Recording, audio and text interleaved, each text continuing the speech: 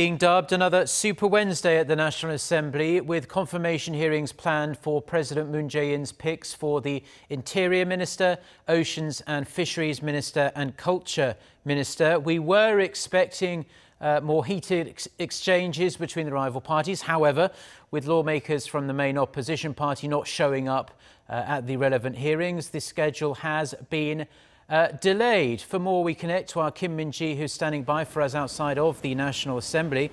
Minji, another frustrating day all round for President Moon. Mark, the relevant parliamentary committees were to hold confirmation hearings for 3 nominees today. They are Kim Boo-kyum for Interior Minister, Jong-hwan for Culture Minister, and Kim Young-choon for Oceans and Fisheries Minister. Now, the initial schedule was to start at 10 a.m. today, but has been delayed after lawmakers from the main opposition Liberty Korea Party failed to turn up after a delay in a party meeting of their own this morning. It's believed they are protesting President Moon Jae-in's appointment of Kim Sang as the Fair Trade Commission chairman, despite the National Assembly failing to adopt a hearing report on Kim.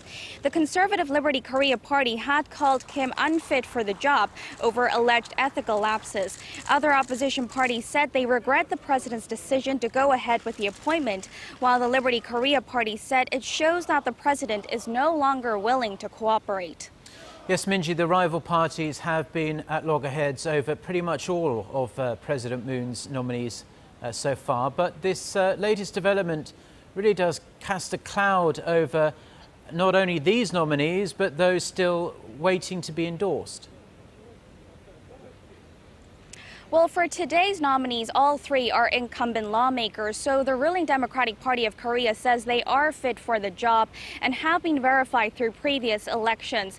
But the opposition parties, however, of course, aren't on the same page, saying that and they are expected to thoroughly check whether they are involved in any misconduct that President Moon Jae-in said he would rule out when nominating candidates for top government posts, namely tax evasion, false address registration, real estate speculation, draft dodging, as well as plagiarism.